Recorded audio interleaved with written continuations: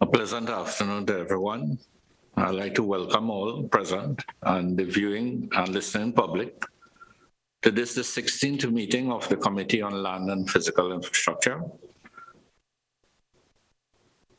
and to this first public hearing on an inquiry into the impact of landfills on the environment of Trinidad and Tobago. I'd like to advise also that the meeting is being broadcast live on Parliament's Channel 11, Radio 105.5 FM, and the Parliament's YouTube channel, ParlView. Let me introduce myself. My name is Derup Timal, and I'm the chairman of this Joint Select Committee on Land and Physical Infrastructure. And I would like to invite members of the committee to please introduce yourselves.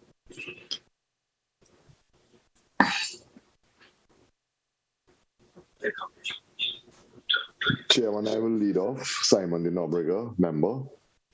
Thank you, Member de Nobrega. Hi, good afternoon all. Dr. Ibrahim, member. Thank you, Member Ibrahim. Anil Roberts, member. Okay, thank you very much, Member Roberts. The purpose of our meeting here today is to commence the committee's first public hearing pursuant to an inquiry into the impact of landfills on the environment of Trinidad and Tobago, with officials from the Ministry of Public Utilities, the Ministry of Planning and Development, the Environmental Management Authority, Trinidad and Tobago Solid Waste Management Company Limited, SWMCOL, and the Tobago House of Assembly, Division of Health, Wellness and Social Protection. I'd just like to announce the inquiry objectives, and we have three major objectives, and these are to examine the operations of waste disposal at landfills in Trinidad and Tobago. 2, to identify the challenges facing the authorities with addressing environmental issues brought on by waste disposal at landfills. And 3, to determine the measures required to reduce the negative impact of waste disposal at landfills on the environment.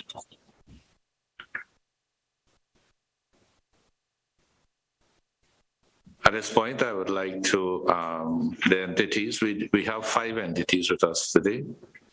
And as we begin, I would like to ask each entity to give brief opening remarks and also to identify members of your team, as well as introduce yourself. So first, we'll go to the Permanent Secretary in the Ministry of Public Utilities.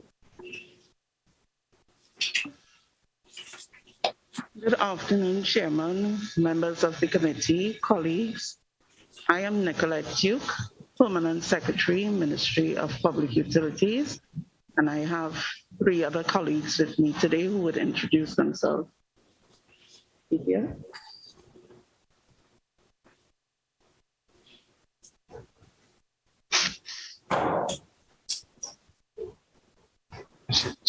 Good afternoon. My name is Eric Jones, Project Manager, Ministry of Public Utilities. Thank you. Good afternoon, everyone. My name is Arlene Cullis, Acting Deputy Permanent Secretary, Ministry of Public Utilities. Good afternoon, everyone. I am Aisha Nelson, Research Analyst at the Ministry of Public Utilities.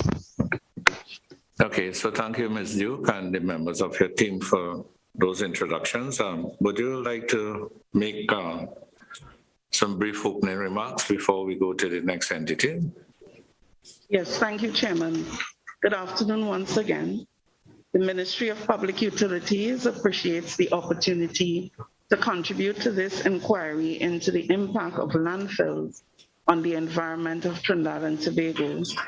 In this regard, the Ministry continues to provide the requisite guidance, support, and oversight to assist SWMCOL in its management and disposal of solid waste. This role is integral to the protection of the physical environment, but we do realize that the protection of the environment involves multiple entities and stakeholders. Accordingly, the ministry is obligated to ensure that the strategic guidance provided to SWMCOL promotes collaboration with partner agencies.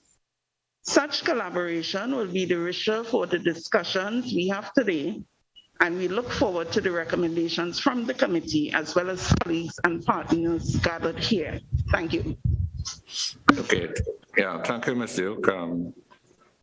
I go now to the Ministry of the Permanent Secretary, the Ministry of Planning and Development. Good afternoon, Mr. Chairman. My name is Joanne Deoraj. I'm Permanent Secretary, Ministry of Planning and Development, and I'll invite the other members of our team to introduce themselves. Good afternoon, everyone. Kima Gardner, Waste Management Specialist at the Ministry of Planning and Development. Good afternoon, everyone. Marissa Gori, Deputy Environmental Manager, Environmental Policy and Planning Division, Ministry of Planning and Development.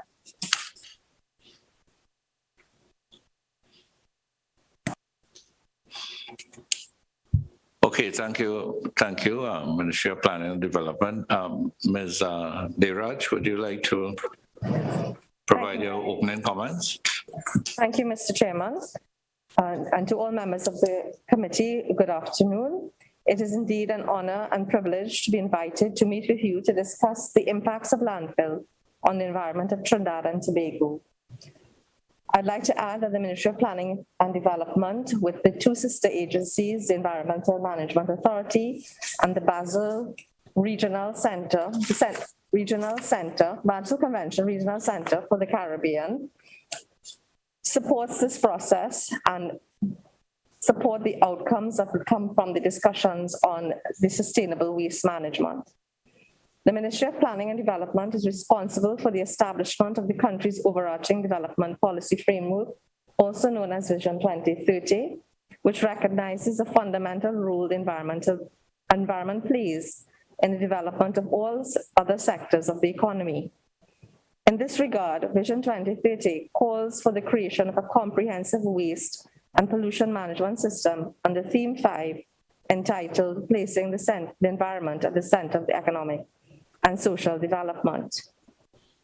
The Ministry of Planning and Development is also the national focal point for the following multilateral environmental agreements that focus on the management of hazardous chemicals and waste, namely the Basel Convention on Control of Transboundary Movement of Hazardous Waste and their disposal, acceded to on the 18th of February 1994, the Stockholm Convention on Persistent Organic Pollutants, acceded to on the 13th of December 2002, and the Rotterdam Convention on the Prior Informed Consent Procedures for Certain Hazardous Chemicals and Pesticides in International Trade, acceded to on the 16th of December 2009.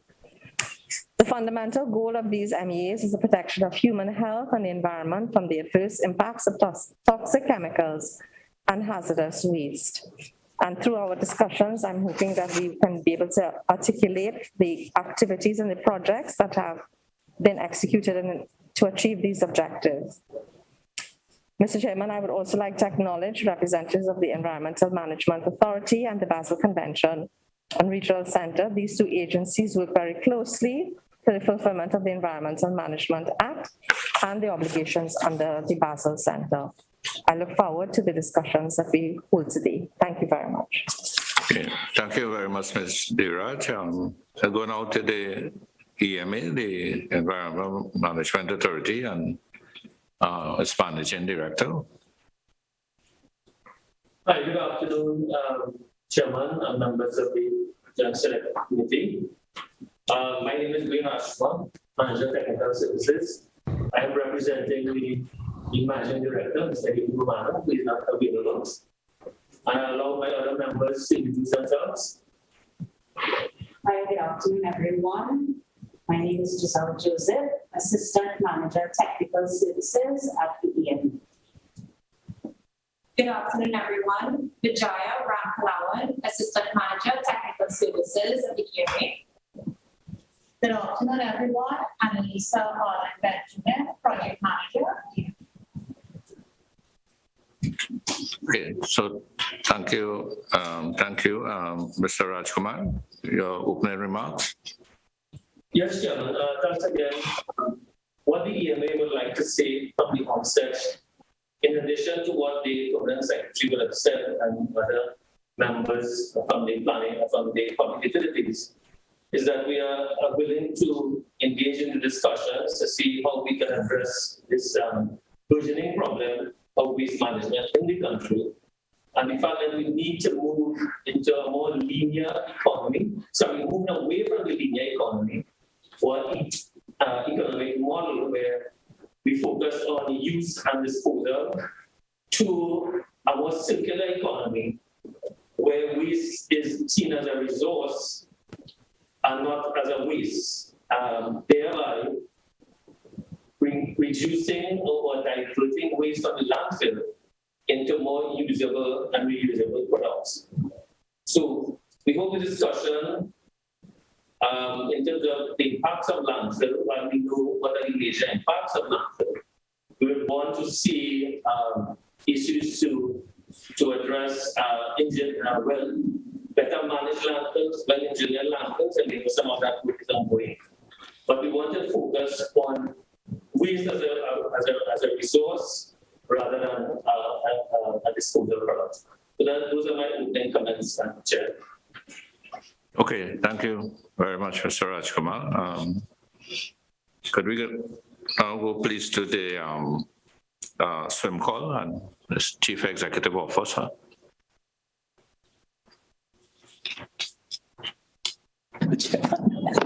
Nice. Good afternoon, Chairman.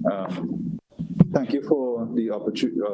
First, let me start off by introducing the team. I have on my left our Chairman, Sir Ronald Milford. To his left would be Mrs. Aisha Clark-Roach. And to my right, I have Mrs. Abigail Whitewall. Chairman, we are quite happy to be able to support this inquiry. We are really quite excited about the attention being paid to these issues which form part of our mandate. And we will be happy to contribute in the session, speaking about, in particular, what we have done over the last year related to the new engineered landfill as part of a solution to deal with the issues being raised by the committee and the questions being asked. And further, we are also quite anxious to speak about the important work that is also to be done in terms of improving our recycling rate as a country, important work that is being done at the Ministry of Public Utilities, and as we have been advised, will shortly be coming for broader consultation under the remit of the Ministry of Public Utilities. So we are all in all, Chairman, very much excited and pleased to be here. Very thankful for the committee's attention to this. And we hope that out of this, we may be able to communicate better to the national community about some of the challenges that we are facing, challenges which we believe the committee will be able to help us with. So thank you, Chairman. Okay, thank you very much, Mr. Thompson. I go now to the Administrator of the Tobago House of Assembly Division on Health, Wellness and Social Protection. Thank you very much, Mr. Chairman. The Division of Health, Wellness and Social Protection, Tobago House of Assembly, is indeed honored and delighted to contribute to this inquiry into the impact of landfills on the environment of Trinidad and Tobago. This afternoon, we have a 4-member team attending. I will introduce the members of the team. I have with me Mr. Ricardo Barber, Public Health Inspector 4 and head of his department, Ms. Jessia Ibrahim, Project Engineer in the Public Health Unit, Mr. Dian Brebner, Environmental Officer of the Division of Food Security, Natural Resources, the Environment, and Sustainable Development. I am Denise Toby-Kwashi, the Administrator of the Division of Health, Wellness, and Social Protection. Mr. Chairman, the Division of Health, Wellness, and Social Protection under the Public Health Department is responsible for the collection and disposal of solid and liquid waste on the island of Tobago. The division's obligation includes the management of waste on the island of Tobago, the management of the Studley Park Integrated Waste Facility, collection and disposal of solid waste, and the collection and disposal of liquid waste. This includes engaging contractors for collection of waste, disposing of both solid and liquid waste at the Studley Park landfill via engineered cell and stabilization ponds, the management of the operations and human resources of the landfill, recycling initiatives and projects to increase public awareness and education on waste management and minimization. All in keeping with our mandate of making Tobago the greatest little island on the planet. We continue to make great strides in waste management on the island. I thank you. Okay, thank you very much, Mrs. Toby-Kwashi. Mrs. Toby-Kwashi. And we will now begin commencement of questioning by members of the committee. I would just like to remind both committee members and officials who are with us here today to please direct your questions and concerns through the chair. And to remind everyone that to keep your microphones muted until recognized by the chair. And if you can please use the raise hand feature accordingly. I will now open the floor to members of the committee to ask questions. And first of all, just to put it in perspective for the viewing public, based on the responses that we have gotten from the various entities that are here with us today, is that essentially there are 5 major landfills in the Trinidad and Tobago. 3 of those landfills falls under the responsibility of SWMCOL. That is the Beetham Estate, which serves the northwest region of Trinidad, Forest Park, which serves the southern and central regions of Trinidad, and Guanapo, which serves the northeast region of Trinidad. There's also a landfill at Guapo Point Fortin that is managed by the Point Fortin Borough Corporation. And of course, the Studley Park landfill that is managed by the Tobago House of Assembly.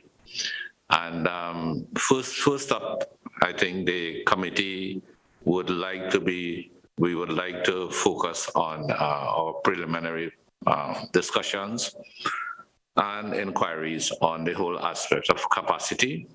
And I would like to hand over to Member Ibrahim to ask this question. Member Ibrahim. Thank you, Chairman. Based upon the line, and good afternoon to everyone, based upon the line of those 5 major landfills, my first question was going to be, is actually to figure out what is the handle on the amount of capacity based upon the amount of capacity available in these landfills remaining, and based upon which, how do we experience turnover, and what is the turnover time for gaining more space from the turning over of the landfills, and how is spatial management and capacity going in each of these landfills? Okay, thank you, Member Ibrahim, for that question. So maybe first we could ask for a response from SWMCOL, then the Tobago House of Assembly, and then we can look at getting that information for the Guapo landfill.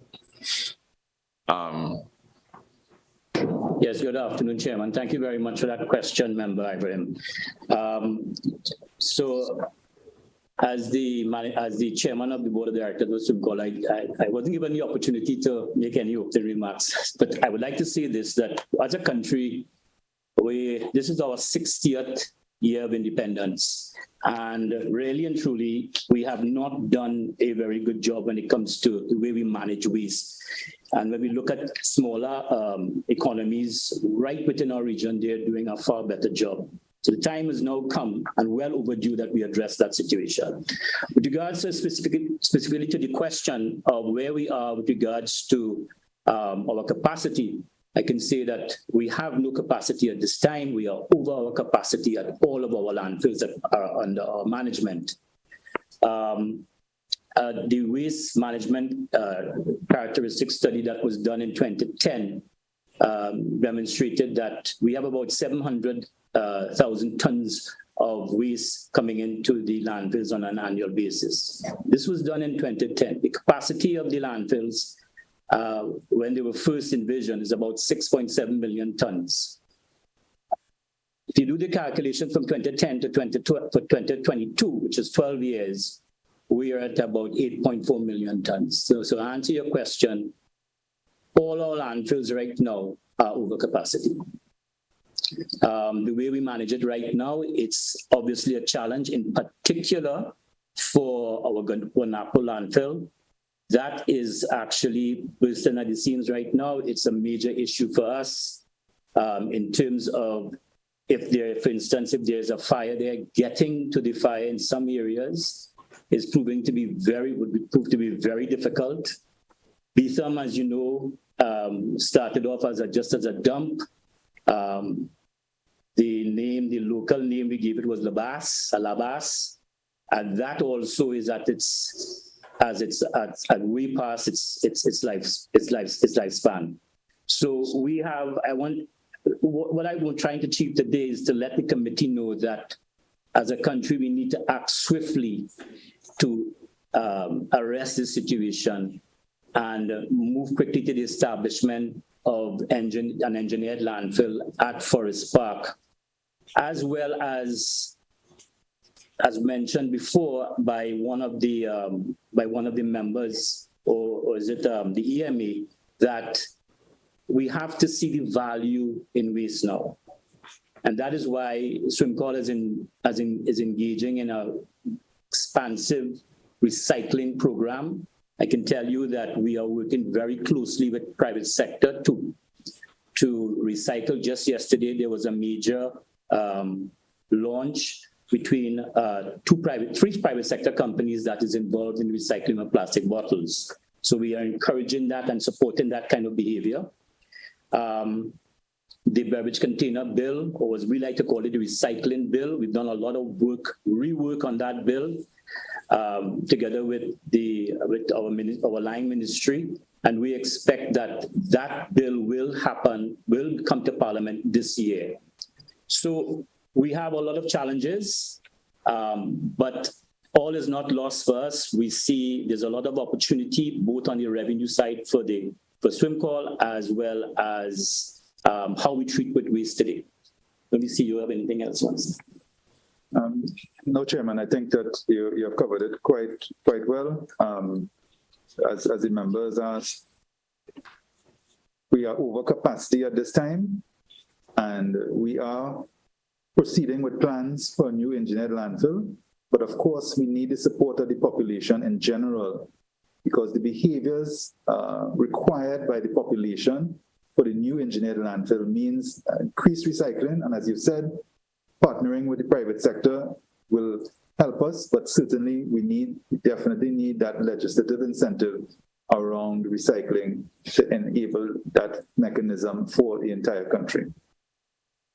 Okay, I see Member Ibrahim wants to ask a follow-up question, but before he does, could you indicate how long now that we have reached capacity in your three landfills?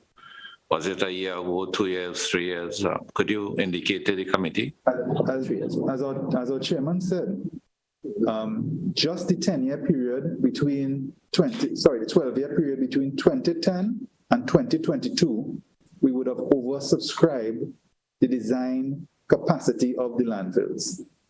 And I would invite for your consideration, these landfills have been operating for 40 years, as the chairman said, starting off as dumps, but now as landfills. But we could hazard that it is over 20 years, over 30 years that these landfills should have been closed. And of course, it's already in the public domain. It has been communicated by, I believe, the Minister of Planning some years now, that the intention is to close the landfills. We at SWMCOL are doing the work with our line ministry to put that infrastructure in place, but we will need the support of this committee and of the Parliament in order to get further funding to ensure that this comes to reality. Yeah, Member Ibrahim, thank you. Thank you, Chairman. Very shocking and disturbing news to hear from SWMCOL of the levels that we have reached, and that it is if we are looking at new engineered. I believe you can give me a nod if it is that the new engineered site at Forest Park. You said. Yes, that's correct. Yeah. So I have a few questions. Well, that just came out of that one response. Based upon the projected capacity of the hopeful Forest Park landfill or dump, how are you going to? First and foremost, is it going to be a dump or a landfill to be able to cater for the country as opposed to one area? That's number one. Number two, what is going to be done differently? Is it just based by design that landfill is going to be handled differently? That probably is the end of those two of that line of question. The last question on it, I believe the chairman did say that accessing parts of the Guanaco site is very difficult when it comes to fire. I'm assuming that has to do with design. But what really bothers me the most when it comes to the landfill, besides the stench that comes off of it, it's the toxic fumes when it comes to fires that trouble the environment. For the better part of, I want to say the holy month of Ramadan, because that's when it hits me in my mind. But let's just suppose between May 5th, go back to April 5th. For a whole 2 weeks of that period, in the Port of Spain area, we were faced with, and environs, Port of Spain, Southeast Port of Spain, specifically the San Juan Barataria area. We were faced with, toxic fumes coming off of a fire that I believe lasted too long. My question here is, when it comes to fires, what is your level of engagement and communication with the fire services? I know in the past, when we have big forest fires, we have the cooperation to utilize the fire helicopters with the trucks and the dumping of the buckets. Can this probably be engaged to access the parts of the fires in the current areas of fire? And my last question, through you, Mr. Chair, I remember a little while ago in the introductory period, I believe it was the EMA's contribution that they spoke about things such as the circular economy. I remember in the past we used to have a wonderful campaign. I grew up as a child hearing Chase Charlie Away. But what are we doing on a public level to engage recycling? What are we doing on a public level to engage a circular economy, to reduce waste and make waste asset rather than a liability for us all? Thank you, Mr. Chair. Okay, thank you, Member Ibrahim. You have raised essentially three distinct areas of concern. One is the engineered landfill that is being looked at for Forest Park. Two, the issue of fires. And three, the issue of the circular economy.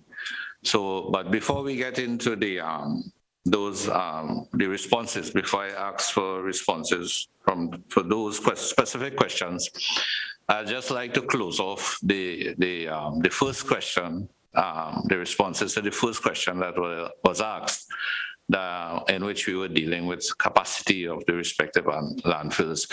And we heard from SWMCOL regarding capacity. So I'd just like to invite Mrs. Toby Quashie from the Tobago House of Assembly in terms of the Studley Park landfill, specifically with regards to capacity. Where are we? Thank you, Mr. Chairman. The team led by Mr. Bob, they will answer that question. Hi, good afternoon. This is Ibrahim, project engineer. Similarly, we do have a situation where we are very close to capacity. However, we do have engineered cells, so it does allow us a bit of creativity when it comes to space, and we do have a current cell that we are working on that should take us into a year. We do have space for 2 additional engineered cells, which would take us into a 2 to 3 year period. Adjacent to the landfill currently, there is state land that has been allocated. We are working along with the necessary surveyors to have those boundaries identified. That is an option for expansion. Okay, thank you. Thank you for that. So with that last area that you identified there with the possibility of that state land, do you have a projected how many years additional capacity that would give you? It is approximately about half the size of the current landfill, and we would probably say about 10 to 15 years production with engineered cells. All right, so from what I understand, short term, you have about 3 years capacity based on what you were saying, and long term, probably 10 to 15 years based on what you all are looking at. Yes. Okay, thank you very much. Is there any one of the entities here that could answer for the Guapo landfill in terms of capacity? Because I don't think we have anyone from the regional corp here, Ministry of Rural Development, local government. So anyone has any information regarding that Guapo landfill and its capacity, where we are?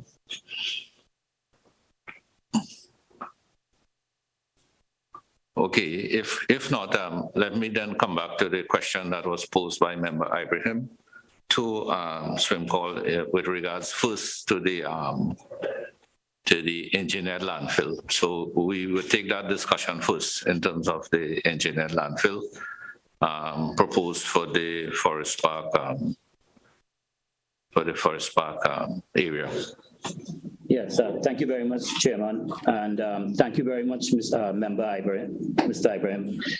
Dr. Ibrahim. With regards to your first question, with respect to the capacity at Forest Park, you're quite right. If we keep doing things the way we do things today, that's not going to work. The engineered landfill will not work. If we keep bringing the amount of waste into our landfills and we don't do something about the waste that's coming to our landfills, you could have the best engineered landfill, it's not going to work. So what has to happen is that we have to look at, in a holistic way, the way we treat with waste in this country. Big part of that is how we recycle waste from source, which is at the homes. The only way this could work, the engineered landfill could work really, is if we reduce the amount of waste coming in to our landfills by 50%. And so it is the intention, and we are actually in the process of looking at and we've done the studies, at looking at the introduction of the beverage container bill, which is just one part of the recycling process. Once we do that, once the habits of the people of this country change and they get into recycling like all developed countries, then I think the engineered landfill at Forest Park will definitely work. But we need to change the mindset and we need to change our behaviors here in Trinidad and Tobago. That's the first, I hope I answered the first question. Before you move on, Mr. Thompson, sorry, Mr. Milford, my apologies. But before you move on, what you are telling us is essentially it's a hybrid system that is necessary. And you're identifying as much as 50% of waste diversion in order for that engineered landfill facility that we are looking at Forest Park to work effectively. That is I'm just trying to reconfirm that. Yeah, that is correct, Chairman. It is really important that we reduce the amount of waste coming into the landfills, and one way, the main way to do that is via recycling. All right, but would not the engineered landfill facility at Forest Park, would it not have waste recovery facilities as one aspect of the engineered landfill? Yes, it would, but we're talking here about prior to the waste coming into from homes, such as plastic bottles, tires, e-waste, even cuttings from various communities where they go and they cut the trees, etc. All that comes into the landfills right now. If that is stocked and recycled, then that no longer goes into that material no longer goes into the landfills, and therefore we can say within the next 5 years that amount will be reduced by 50%, and then the engineered landfill can work effectively. All right, but it begs the question then, in terms of the role of SWMCOL, particularly with regards to the, primarily with regards to the management, the establishment and management of these engineered landfills. But in terms of what you're talking about, that 50% waste diversion, recycling and those things, we have the other entities here. What particularly would be the roles of the other entities with regards to this aspect of it? Ms. Duke, would you like to share some thoughts on this?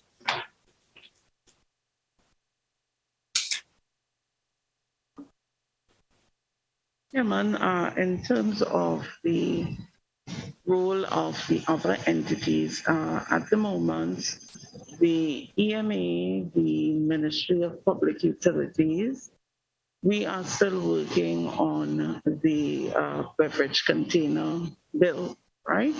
And all that will transpire from these deposit refund systems. Additionally, SWMCOL has also put forward papers in respect of e-waste and tires, and we are also looking at those. So in terms of the waste that goes into the engineered landfills, there is great opportunity, I believe, not just for the citizenry to engage in a change of behavior and recycling some of their own waste, turning it into something that can be used in other ways, but there's also great opportunity for SWMCOL to be able to get some of the feedstock of those things that are not, those wastes that are not diverted at source and at homes, to be able in the material recovery facilities and so on to have feedstock to add to some of their commercial revenue. So at the ministry, that's one of the concepts that we have seen and that we engage SWMCOL on as we work towards this engineered landfill. Okay, thank you very much, Ms. Duke. I see Member Nobrega has had his hand up for a little while. Member Nobrega. Thank you, Mr. Chairman. Mr. Chairman, I want to thank the chairman of SWMCOL for his initial submission. It has raised a few questions, and of course, Ms. Duke from Public Utilities has also identified something I'd like to get an answer on. Firstly, we have raised the issue of capacity. How much of an impact does the dumping of tires have on this capacity issue that has been raised? Is the first question. Secondly, is there any existing, and if you can correct me, does SWMCOL have any input into this? Is there any existing plans for the use of tires as an input into the construction sector, primarily as a replacement for aggregate in concrete? And the other question I have is there any relationship that exists now between SWMCOL and the regional corporations in terms of separation of plastics from households as they put out their garbage to be collected? Is there any relationship now across the various regions, and how are there any plans to leverage those relationships if they exist? Chairman, those are my three for now. Okay, Mr. Milford. Thank you very much, Chairman. I'll have our Chief Executive Officer tell him some of the plans that we have in place right now and what we plan to do in the future. Thank you, Chairman. With respect to the impact of tires, it is quite clear that the tires pose a challenge to us in terms of the volume coming into the landfills. We have sought, and we do have equipment for putting the tire into a reduced form. But the challenge remains, if that reduced form is put into the landfill, it is still a potential hazard in terms of fire. And we at SWMCOL continue to investigate other approaches rather than bringing tires into the landfill. So at present, we are working with a number of private sector entities to not bring the tires into landfills. We are looking at different recycling opportunities. There is a small tire plant here in Trinidad already. We know of at least 2 other organizations that have been speaking to us about setting up a more permanent and larger scale tire plant here in Trinidad and Tobago. And just to give the committee an idea of the scale of the tire problem, we estimate that there's something between 1 million and 1.3 million tires that comes into Trinidad and Tobago annually. So the scale of the problem, again, requires urgent attention. And just to also give the committee the assurance that we continue to work very assiduously on this. In fact, this week we would have met with yet another private sector person that has a plant in Trinidad, albeit in containers, and they are ready to go once we can form the commercial arrangements that can underpin dealing with the tires. So our approach is, and our strategic goal in this area is around waste minimization, not bringing as much into the landfill as possible, because as we've said, we are already oversubscribed in terms of capacity.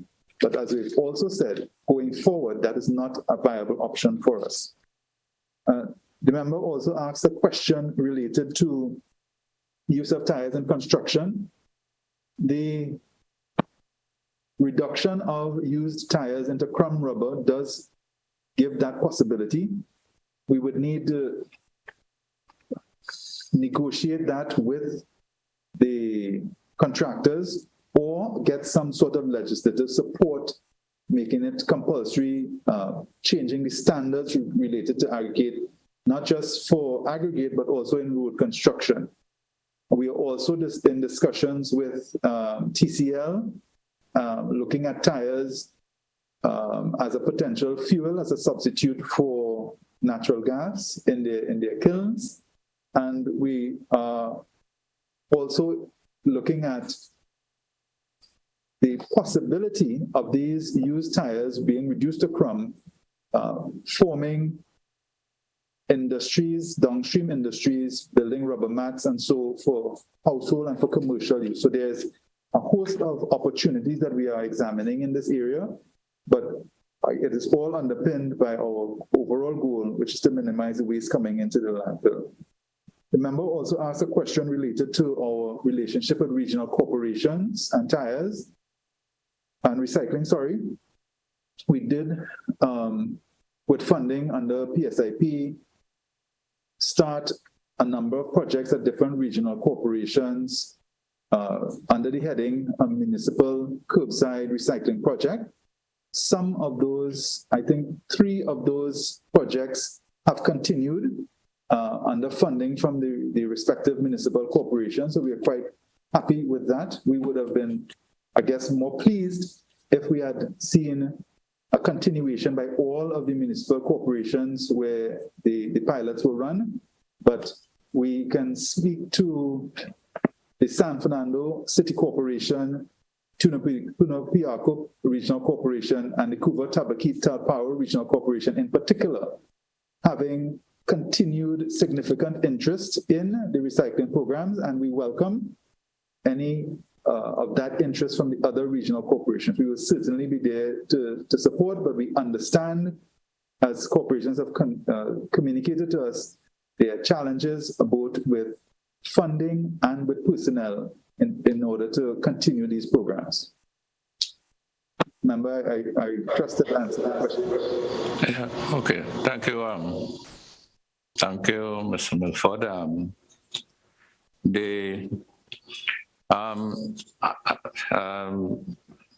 I know members have asked questions about the fires and the circular economy, Member Ibrahim. But if you would just allow me, I am just trying to drill down a bit on the engineered landfill, because we'll come back to recycling and waste diversion. But seeing that we started off with the engineered landfill, in terms of the ministry, the response from the Ministry of Planning and Development and the EMA that did a joint response to us, in response to question 10, on page 8 of your response, in which the question asks to describe the challenges with managing waste and simultaneously protecting the environment in Trinidad and Tobago. Your response, this is from Ministry of Planning Development and the EMA, is that there are, and I'm quoting from your response, that there are inadequate resources to design, construct, and operate an engineered landfill, and concomitant resources to close existing landfills that have reached end of life. Ms. Deiraj, would you like to enlighten the committee and the viewing public a bit more about this response? Mr. Chairman, thank you very much, but I'd like to direct the response to the EMA firstly. Sure.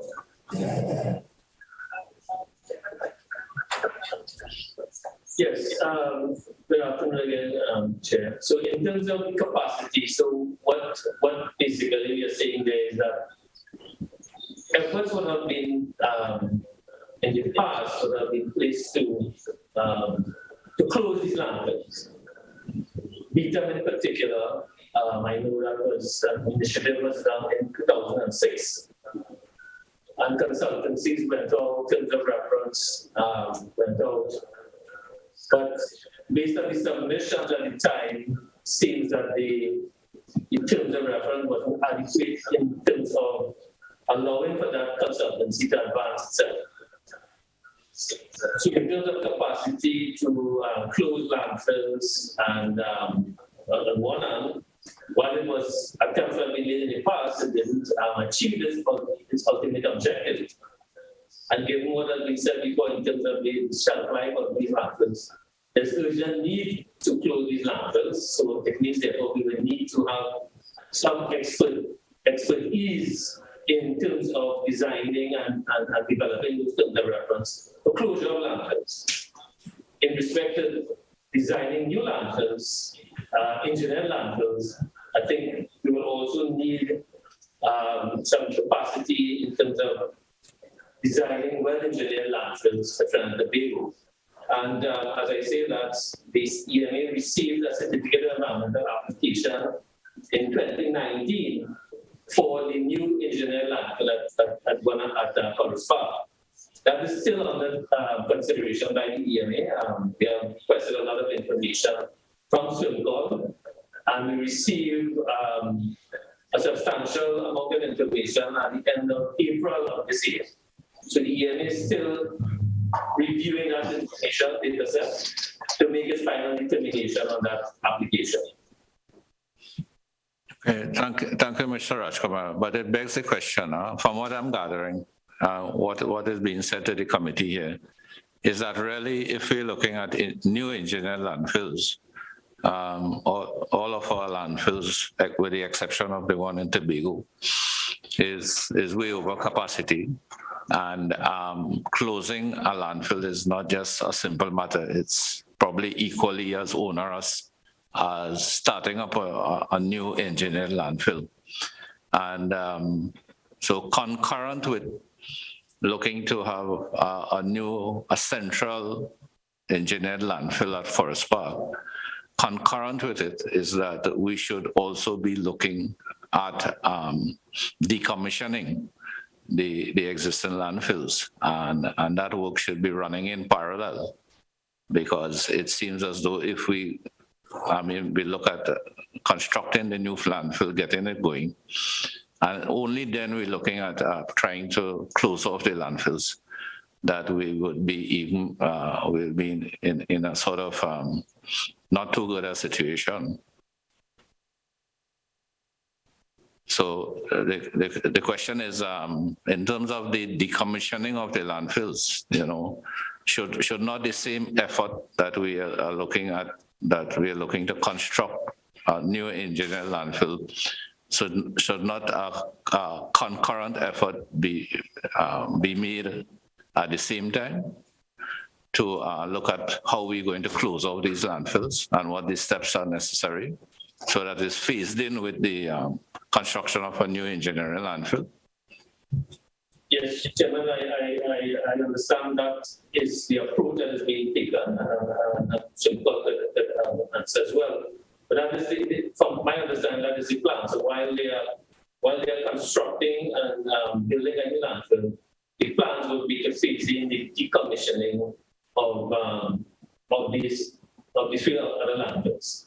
So my understanding is the Forest Park landfill will be major landfill with some transfer stations, and the other, the Beecham and the Guanaco and the existing Forest Park landfill will be decommissioned.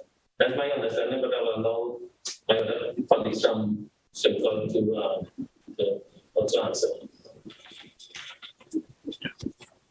Okay, so before we move off the landfill and get into the other matters, could we get an update of where we are with this engineered landfill project? I know Mr. Rajkumar mentioned that there's a CC application that they are considering, and they got some information in at the end of April that they are looking at.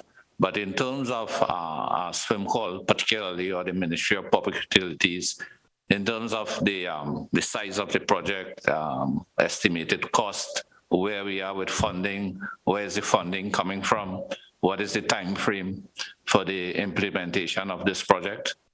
Could the committee get some information on this from any one of the entities? Chairman, we will speak to the project aspect, and then if you would allow SWMCOL to give further details, please. So I'll ask my project manager to speak to the project aspect, Mr. Jones. Good afternoon, members of the committee. With respect to the project for this fiscal, we are looking to do several works at the engineered landfill at Forest Park. they mostly involve the preliminary studies that would feed into the detailed design of the landfill.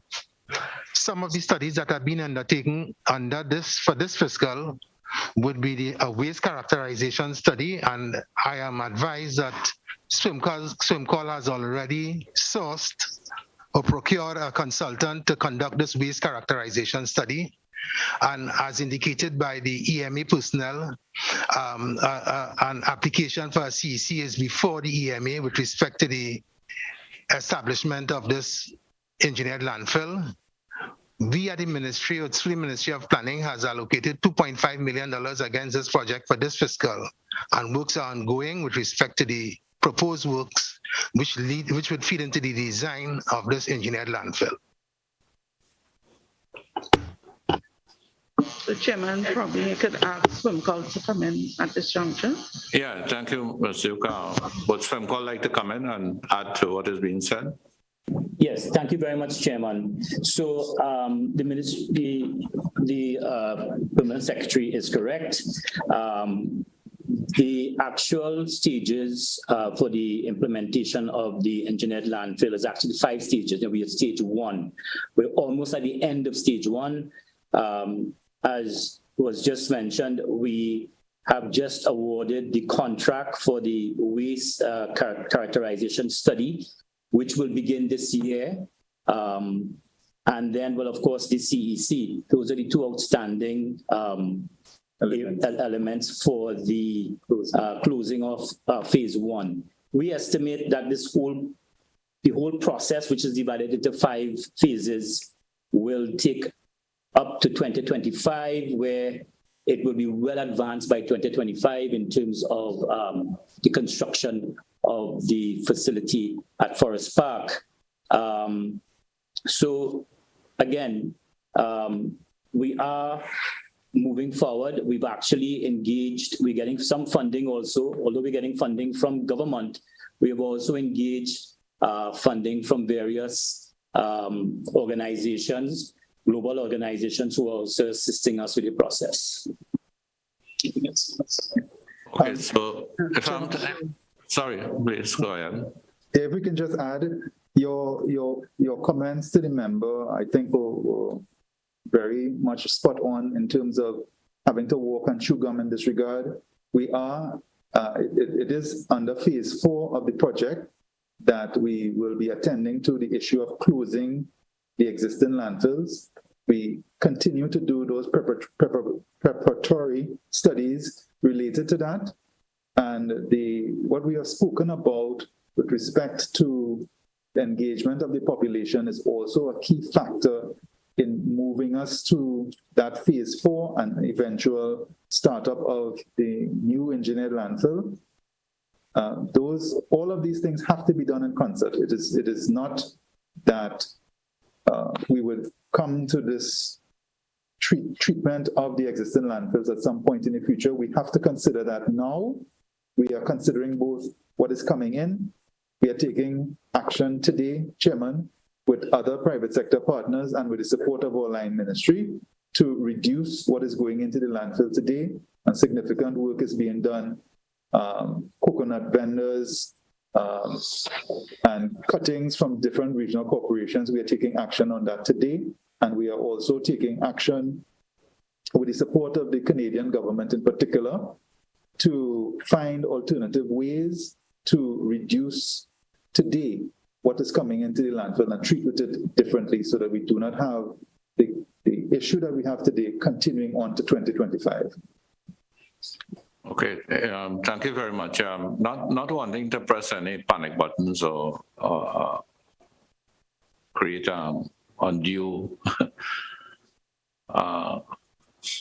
concerns, but I from what I gather, we are bursting at the seams. We are way over capacity based on the tonnage that is coming into the landfills. It's and the efforts that are being made for recycling and waste diversion. We are still in the early stages of it. And do you consider this to be an emergency situation that we can are we looking at ways that we can accelerate this process? Because you're talking about the first phase closing off by this year in terms of waste characterization and the CC, and then we still have to enter a design period. And from what I'm gathering, we're talking about maybe until the engineer landfill is fully up and functional, you're looking at another maybe 4 to 5 years. Chairman, you are correct. I share your concern about not pressing the panic button, but I do not believe that we have a choice. I think that the situation is indeed quite urgent. However, Chairman, we would have come to this point with 40 or 50 years of a particular kind of behavior. And so what we are doing today at SWMCOL, we have looked at the challenge. We understand that we got into this situation by simply starting to put waste down in a particular area, call them uncontrolled dumps, and we would have taken them and started to manage them differently as landfills. However, we now need a more fundamental rethinking about how we treat with waste. And I'm glad for the opportunity afforded to us by the committee to really examine how we as a population, the behaviors we've been engaged in, and how those behaviors need to change going forward if we are to continue to live life in a way that we all would desire. So, Chairman, yes, the need is urgent. We have to act now, and that's why at SWMCOL, we, with our line ministry, have been looking very hard at what are the actions we can take today. That's why we are partnering very much so with the private sector, really engaging them, because this problem is not unique to us. As the member spoke about the circular economy, we have to move away from the linear use it and toss it economy to use it, reuse it, recycle it. That change our mindset and our approach as to how we treated waste, particularly given something between, according to the last characterization study, between 70 and 80% of what comes to us at SWMCOL is in fact recyclable. We need the scale, we need the participation of the public, and we need, of course, the support of this committee and the Parliament. Yeah, thank you very much. I see the Ministry of Planning and Development. Hand is raised. Thank you very much, Mr. Chairman. And we just wanted to specifically speak to one of the project activities. So I'll hand over to Ms. Gardner on this activity.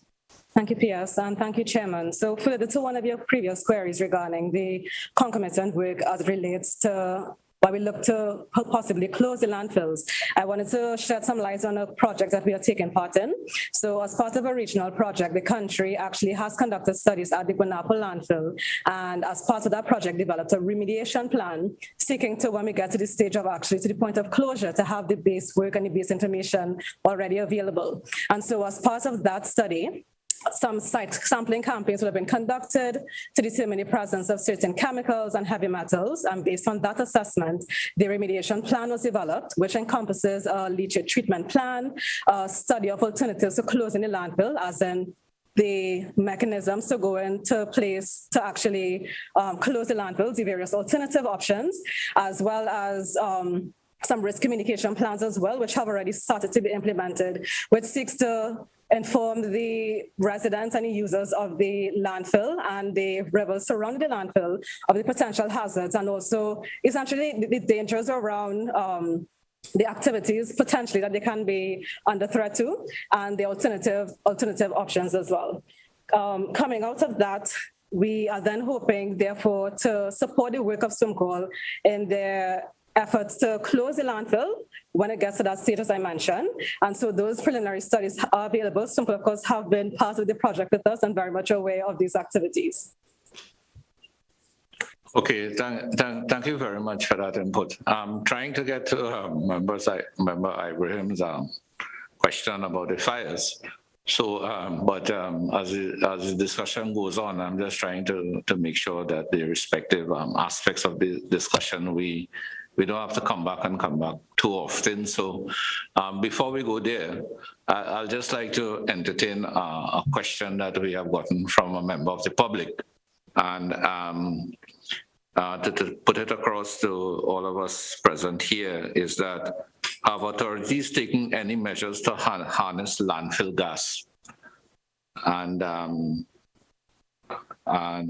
put its use, with regards to its use, to more productive purposes? Now it ties in a bit, I guess, with the fires as well, but any comments with regards to the harnessing of landfill gas, that waste energy process? Chairman, thank you very much for the question from the member of the public. The answer to that question is yes, we've begun that process. In 2021, we signed memorandum of understanding with the NGC as well as with the University of Trinidad and Tobago. And we have begun the first phase, or the pre-feasibility study has been completed. It started in January and it was completed in March of this year. And now we're on to the second phase, which is to figure out how much gas we have available at our dumps, as well as, if the gas is there, is it feasible to take it out and to commercialize it? So that process has certainly begun. When you look at the engineered landfill, that is already taken into consideration, but we're not waiting for an engineered landfill to take the gas out of the landfills that are already existing. So the process has certainly begun.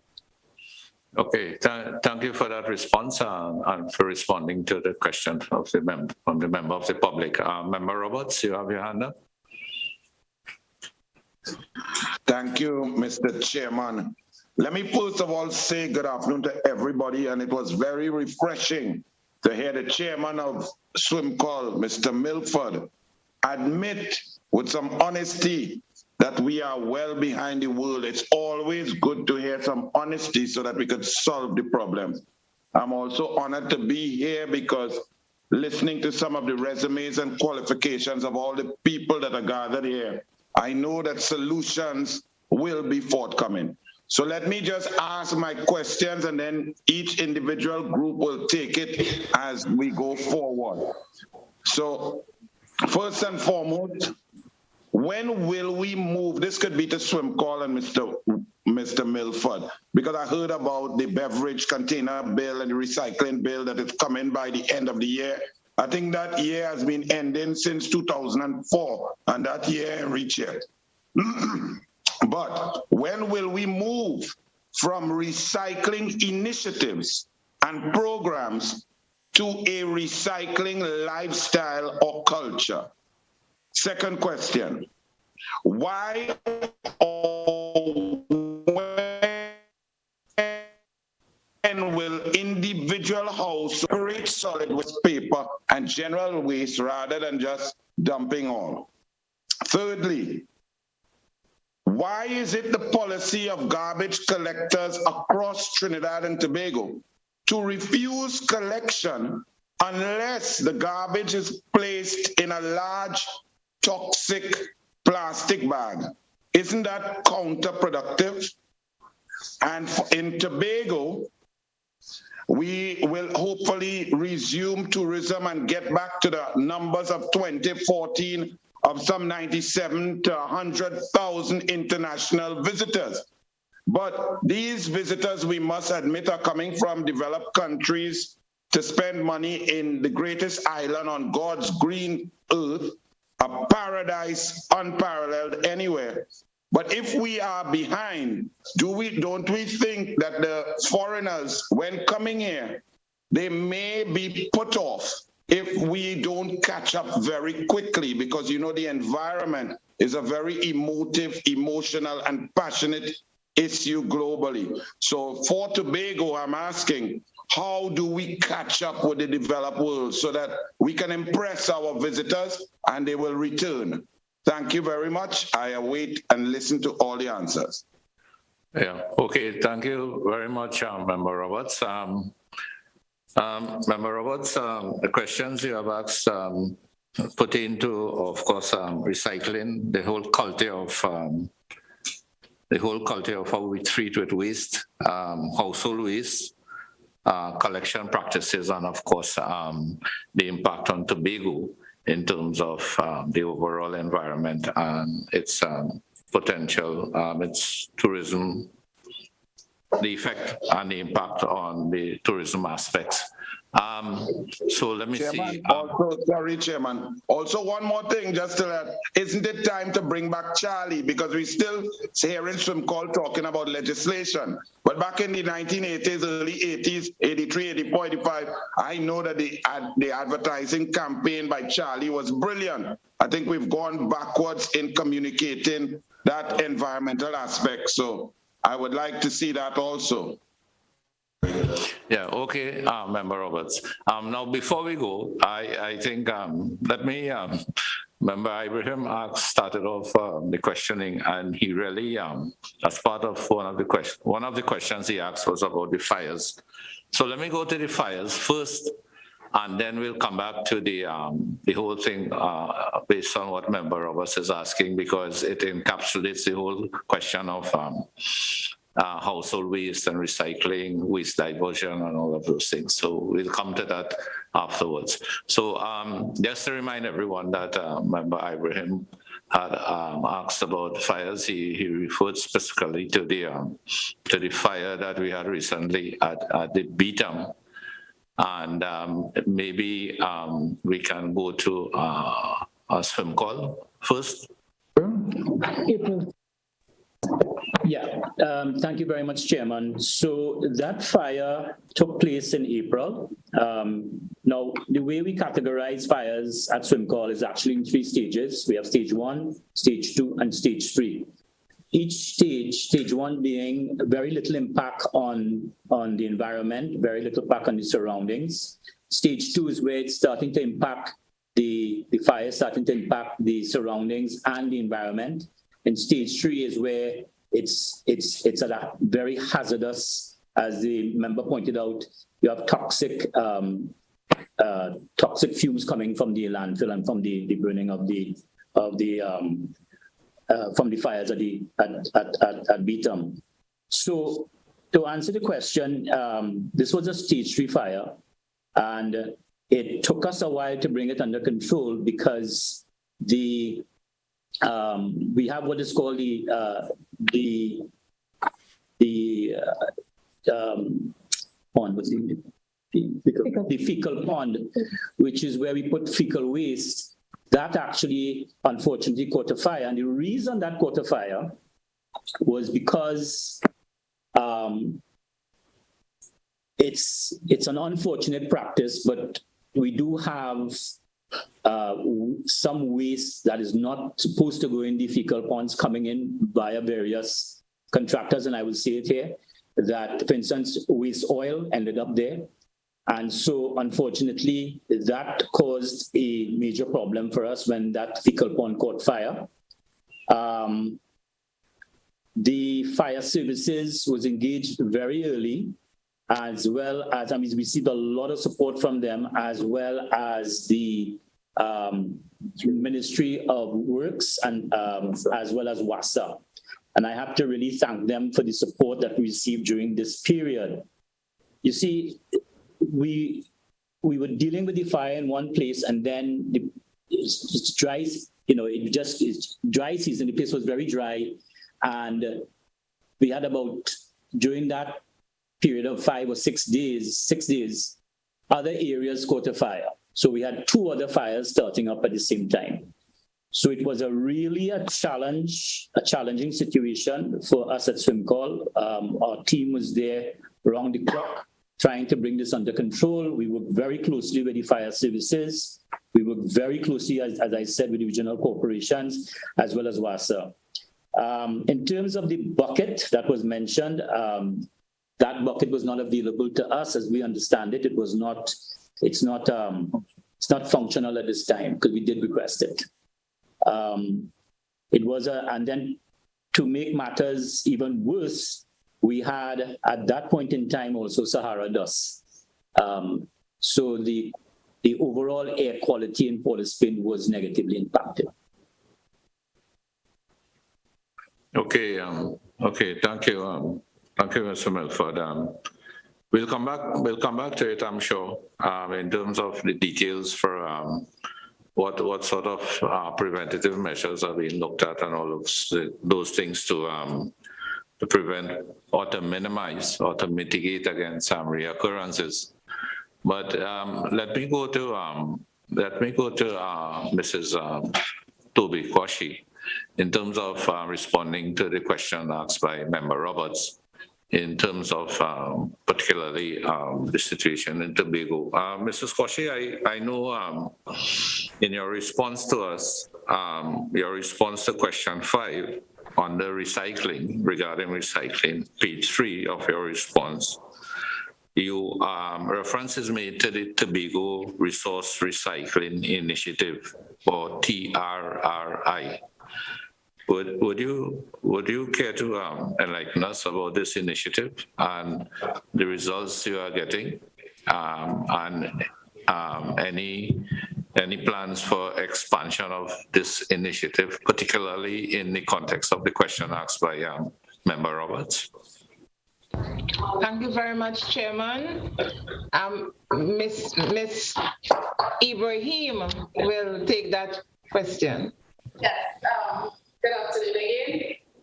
So yes, in response to, we sort of answer in parts as everybody has a bit more information that we could go into. So concerning the partnership that we have with TRRI, we have also partnered with the Environment Department. So my colleague, Mr. Brabner, will speak a bit about that recycling initiative. Thank you, Ms. Agret. All right, so the Tobago Recycling Resource Initiative is a public-private partnership that's geared towards the efficient waste management in Tobago. And the stakeholders involved so far would have been the 2 divisions, the Division of Health, Wellness and Social Protection, the Division of Food Security, Natural Resources, the Environment and Sustainable Development. And we also would have partnered with the Recycling, Waste and Logistics Limited, the Environmental Management Authority, and the Green Fund. Yeah. So that initiative was launched in November 2020, and so far it's going great. And the items collected at the moment include plastic bottles, glass bottles, aluminum and steel cans, cardboard, and newspapers. Yeah, so far. So far we are trying to divert, some of the resources away from the Studley Park landfill. And of course, we still have 1 or 2 issues in terms of, getting a more efficient communication and marketing strategy uploaded. But so far, so good. So that's other than that. I don't know if Ms. Agret would like to add anything. We would have also recently, portable bins would have been refurbished, and we're in the process of placing those portable bins in different locations.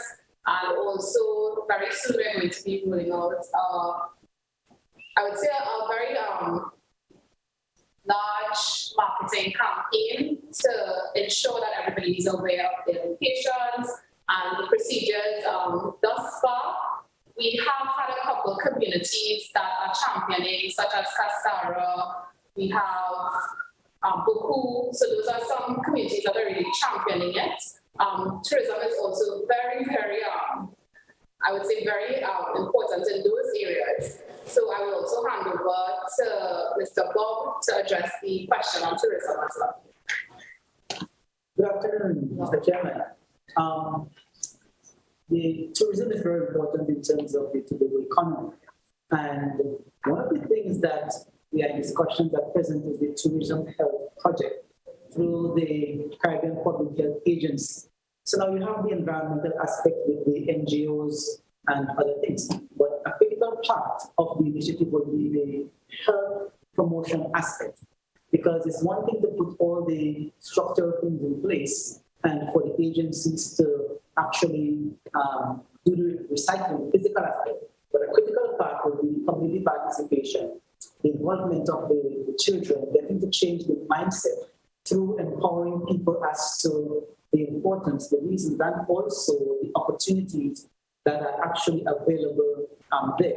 Because it's not simply about the relative in agencies and organizations doing the work, but actually the citizens of the country, of the island, will have to change their mindset in terms of how they perceive waste, because any system in which you put energy will produce waste, and it is our responsibility as a people to now get to that higher level to understand that if we don't educate people, then they will continue in the same habits. That would mean understanding the importance and involvement of the media in educating and actually having it integrated into the education in the schools, in the varying divisions and so on. There are some projects that have been done, but we just need to strengthen them a little more.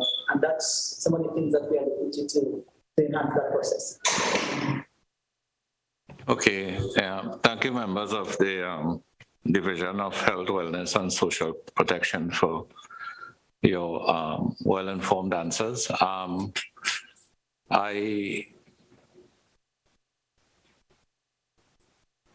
I would like to just come back to the whole question of recycling based on the questions asked by Member Roberts. And essentially, I know that based on the responses that are given to us, we have the community awareness recycling every day. That's the ICARE Workplace Reduction and Recycling Program, or RAP. Municipal Curbside Recycling Program, the MCRP, and the Private Sector Product Stewardship Program. The committee has been informed through written submission that SWMCOL has diverted approximately 220 to 510 tons per year of waste between 2018 to 2021. When we look at the CBCL report that was done in 2010 on waste, on the waste study that was done, waste characterization, they indicated that, that report indicated that just 0.92% of the roughly 740,000 tons of waste beverage containers. And just from those figures provided by SWMCOL, it seems as though we just achieving maybe between 3.2% to 7.5% of recycling when it comes to beverage containers and the programs that we have had in place. So it seems that we are just really just we have just initialized the process, and we are really now starting off. In the context of all of that, and the need for us to go to 50% recyclable waste would, from SWMCOL, also from Ministry of Public Utilities and the Ministry of Planning Development. What steps are we taking? How can we really bring about this drastic change? Not only in recovery facilities, recycling facilities, but also in terms of the culture, bringing about a drastic change in the culture with regards to waste in Trinidad and Tobago. So maybe we can start with Ms. Duke at the Ministry of Public Utilities, and then we'll go to the Ministry of Planning and Development, where we can hear of some of the initiatives there, particularly for hazardous waste under the multilateral agreements that are there. And then we'll come to SWMCOL. I'm putting SWMCOL a bit down because thus far we have been engaging with SWMCOL a lot during this discussion. And I'd like to bring the other entities into the discussion a bit more. So, Ms. Duke? The Chairman, I would really like SWMCOL to share on those initiatives if you don't mind, right? Okay. Planning and Development? Thank you, Mr. Chairman. And yes, we want to, first of all, endorse the commitment to the culture change and the importance of the separation of waste. This is part of our national vision strategy. But I would like to talk about the specific activities. I'll invite both Ms. Gardner and Ms. Battersing from the DCR Center to contribute in these areas. Thank you, Piers. So there have been, several activities ongoing through various projects looking at various hazardous waste streams as you requested, inclusive of public education campaigns as well as some baseline studies as well. So for instance, as it relates to electronic waste as one of the hazardous waste streams, there's currently a project ongoing among Trinidad and Tobago, Guyana, and Suriname.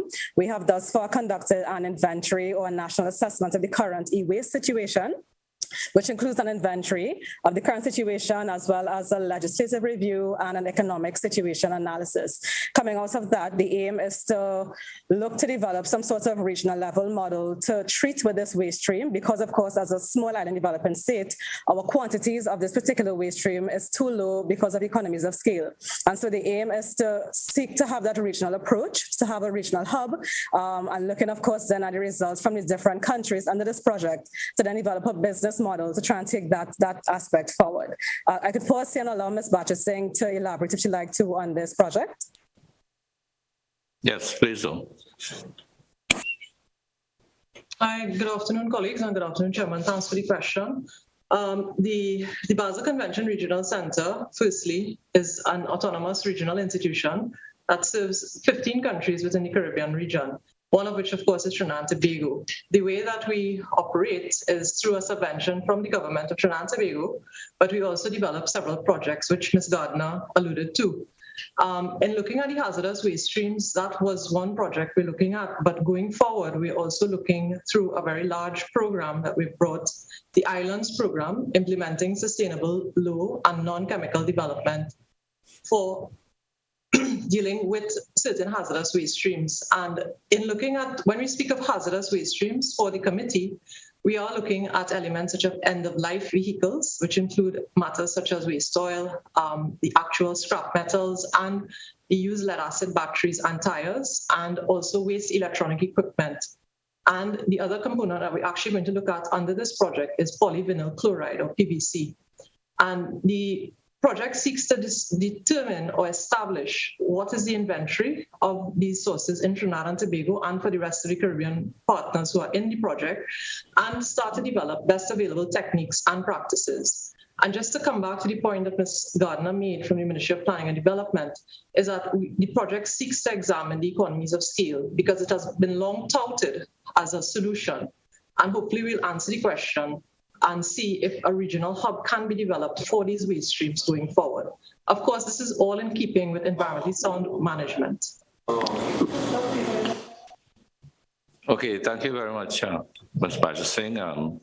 Yeah, so we go to SWMCOL and we can't seem to chase Charlie away. Mr. Melford? Yeah, thank you very much, Chairman. I'll have the CEO address that question. Chairman, thank you. I just want to challenge a bit the narrative around Charlie. I would first like to advise the committee that Charlie is back.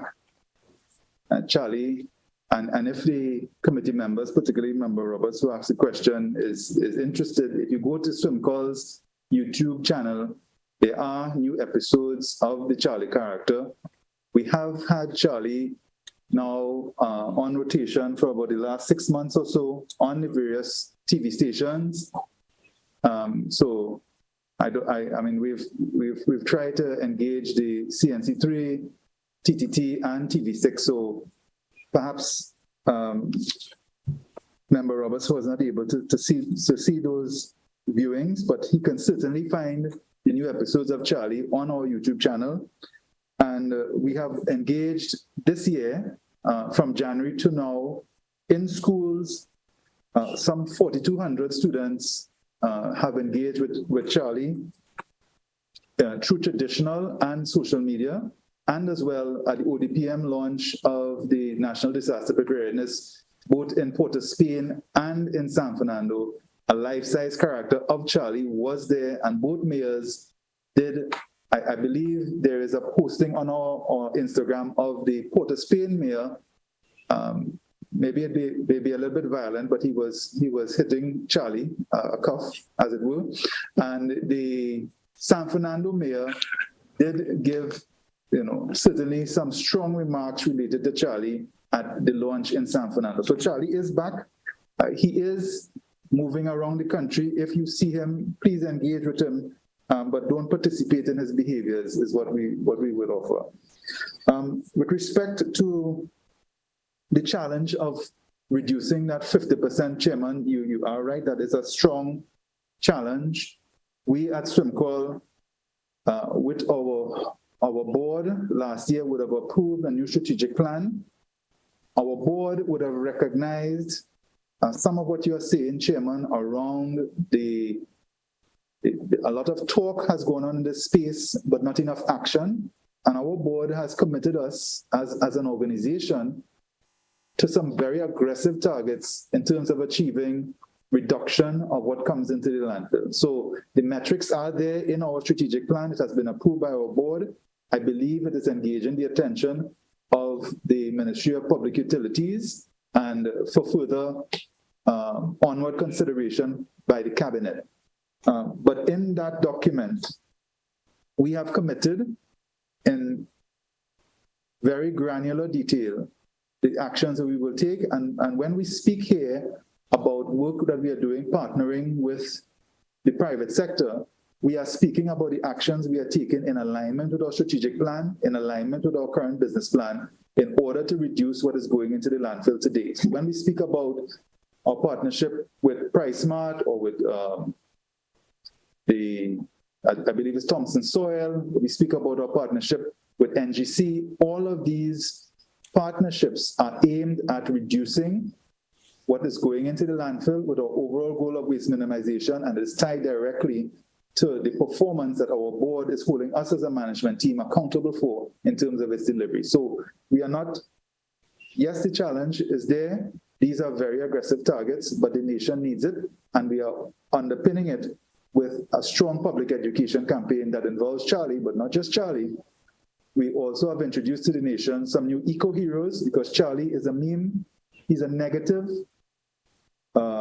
character, but we are challenging the nation, whether it is through our no pollution resolution this year, where we are engaging every member of the population to make their own no pollution resolution.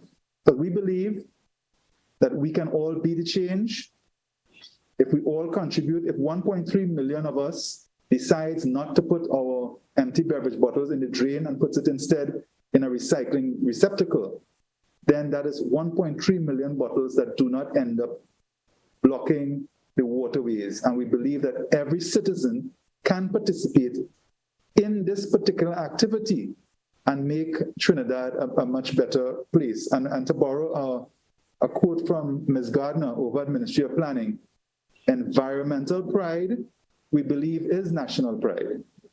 So we are looking and we are speaking in very powerful terms to the nation. We have made powerful commitments as ourselves, and we believe that these actions will lead us to the place that Member Roberts talked about, moving from recycling initiatives to recycling culture. But more importantly, we understand that human behavior is driven by incentives.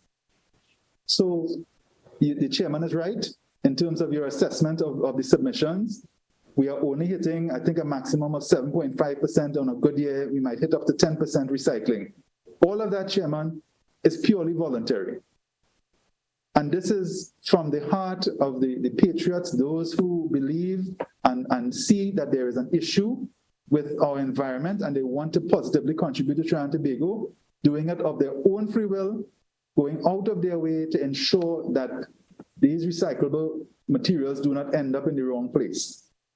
We need now to move further towards having a legislative incentive, clearly outlining penalties for non-compliance with the kinds of behaviors that we need as a nation in order to ensure that our environment is protected in a consistent manner, not just depending on the goodwill of 10% of the population in order to achieve the targets that we have. In addition, what is promised under the new beverage or recycling bill is a fiscal incentive. So more than just the volunteers, more than just the negative connotation of the penalties, there's also a fiscal incentive for participation in such a system. We believe, Chairman, that those incentives put together, the voluntary, the fiscal, the legislative penalties together can ensure that we move in a significant way from the 10%. We anticipate that we should be at least within a 50% just in terms of what is the recycling of the plastic containers. And Chairman, our ministry, the Ministry of Public Utilities, has pressed us that the nation, as Member Roberts has commented, this bill has been talked about, this beverage bill has been talked about for some time. And so the Public Utilities Ministry has pressed us to come to the nation, not just with beverages, but also with e-waste, as mentioned by the Permanent Secretary, also with organics, also with tires. So a number of waste streams are being contemplated so that all of the targets that we've spoken about, we have already made those plans available to the Ministry of Public Utilities as the PS has spoken to, and those are under consideration. We look forward to further conversation. But again, in response to Member Roberts' question, we cannot speak for the Parliament in terms of when the legislation will be passed. But what we have been informed is that there will be wider stakeholder consultations on what we have discussed with the Public Utilities Ministry. And we understand that those consultations are imminent. Again, we cannot speak to the time frame or direction, but this is what we've been advised, and the advice that we've been given from the Public Utilities Ministry in the past has been rock solid. So we believe it is something that we can say here, and we anticipate a positive result going forward. I think there is one question left around the garbage bags. I don't know if you want to take that, Chairman. Yeah, I'll take it, yes. That is a very important question. You know, you have plastics going into the landfill. So it's a very good question. And I can see now that the TTBS has established a committee that is presently looking at introducing biodegradable garbage bags and establishing the standards for those bags. So that is presently being looked at by the TTBS. So hopefully in the near future, we'll be seeing biodegradable garbage bags. Okay, thank you very much, gentlemen. We would want to wrap up at around 4 o'clock. We have about 10 minutes remaining. Member De Nobrega, I see you have your hand up a while now. I'll ask you to pose a question. Member Roberts, I did see his hand up, but I'm not seeing it again. So we'll take Member De Nobrega's question, and then we'll look at closing up our session today. Chairman, thank you. Funny enough, I was sort of piggybacking a little bit on Member Ibrahim's initial postulation and Member Roberts's own around Charlie, and to ask about what sort of engagement was there for school children, both in primary and secondary school. I have gotten a lot of information in the space between me putting up my hand and now.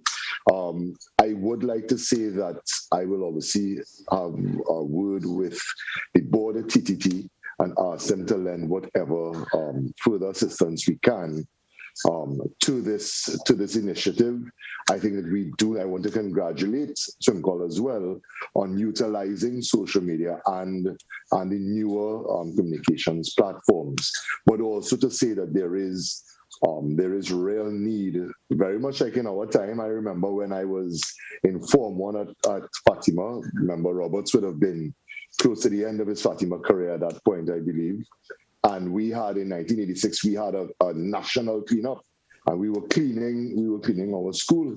So I do think there is real room for all the agencies to get together, to enter into the schools, to change the culture by getting into the minds and hearts of the young people. So I want to end on that, Chairman. There is no question to ask, just simply to put that forward. A commitment from me, and also to put forward the position that we should be doing more to speak directly to children. Thank you very much, Member Denobrega. I'm sure SWMCOL would take your support on board and be reassured of your support in this regard. What is happening is that we are out of time. I'd like to get this session wrapped up. But there was a question asked by Member Ibrahim about the circular economy. There are still aspects regarding the legislation, not only for the beverage containers, but broader-based legislation that the committee would like to address to the entities in terms of what have we clearly identified those areas of legislation that are necessary, where we are with them. And also the whole question of, treating with waste at the source itself, not at the point of after it's collected and delivered, but what measures are being looked at for us to actually, in terms of household waste and other waste, actually diverting that waste as its very source, and what some of the measures are that we are looking at. So I prefer we look at that at another session, and just signaling to all entities here that the committee would very much like to engage you in another session, another public hearing. Tentatively, the date that is set is June the 8th, which is 2 weeks from today. It's a Wednesday at 1:30 p.m., but our secretariat would be communicating with you officially. But I just thought I'll mention that as we are all gathered here so that you can schedule yourselves accordingly. I would just like to invite some closing remarks from any closing comments from the officials who are present here. And we'll go in the same order that we started off. That's Ms. Duke. For any closing comments, Ms. Duke. Thank you, Chairman. I must say thank you to you and the committee and to all our colleagues gathered here for this discussion today. We would have shared a lot, and there's a lot more that we can discuss and collaborate on. And we look forward to the ensuing discussion on June the 8th. Thank you. Okay, thank you very much, Ms. Duke. Ms. Devaraj. Thank you, Mr. Chairman, and thank you also to the other members of the committee. And yes, I would like, as my colleague, to endorse the continuing dialogue on this matter. We were happy to discuss our policy, some of the regulatory issues, as well as programming activities, but do know that there's a lot more to be discussed in this area and look forward to the continued dialogue on June 8th. Thank you very much. Okay, thank you. Mr. Rajkumar. Thank you, Chair. And I just want to thank for the opportunity to share this afternoon and to echo the comments of my other colleagues, and looking forward to further dialogue on the 8th. And I'll just leave where I started, that we must focus on the waste hierarchy, which deals with prevention, pollution from the inception, and landfill and disposal as the least options. So I would like to end with that, Chair. Thank you. Okay, thank you very much, Mr. Rajkumar. Mr. Milford. Thank you very much, Chairman. I'd just like to say that, we really at SWMCOL really appreciated the opportunity to be here today. We really appreciated the questions coming from the members. And we certainly look forward to continuing the dialogue on June the 8th. There's some important discussions to be had around recycling and the challenges that SWMCOL have been facing, and we would like the assistance of the committee to address those issues. So thank you so much for having us here today. We really appreciate it. Thank you. Okay, thank you, Mr. Milford. Mrs. Toby-Koshi. If I can just say one more thing. Thank you, our member de Nobrega, for the offer with TTT. We will certainly take you up on it. Thank you. Mrs. Toby-Koshi. Mr. Chairman, we want to thank you from the Tobago House of Assembly. Thank you and the committee for the opportunity to contribute and to interact with some of our external stakeholders. We wish to reiterate that at the Tobago House of Assembly, we are very serious about waste management because we recognize the importance, how integral it is to developing our tourism product. We recognize also the need for an all-of-assembly approach to managing these issues so that we have all the divisions collaborating to ensure that we are managing well. We are open for the discussions on the 8th of June at 1:30 p.m. And we want to thank the committee for this laudable initiative. And we aim to make Tobago the greatest little island on the planet. I thank you. Okay, thank you very much, Mrs. Toby-Koshi. And in closing, I would like to thank all representatives who have join us today for this first public inquiry. On behalf of the committee, let me express our appreciation to you all. First of all, for your detailed written submissions and your genuine attempts to answer the questions posed by the members of the committee here today. I think through the discussions that we have engaged in, a lot of answers were provided. Also, we were able to highlight key issues, and we look forward to engaging with you in our second inquiry. So thanks, everyone, and I would like to thank the viewing and the listening audience, to thank the members of the public for the questions that they have sent in. I would like to thank very much our committee members, and also the Parliament staff for this Joint Select Committee, the Secretariat headed by Mr. Johnson Greenwich and assisted by Katrina Gokul and Shalana Ramdeen. Thanks very much to the committee. Thanks to everyone. I would now like to declare this meeting adjourned. Thank you.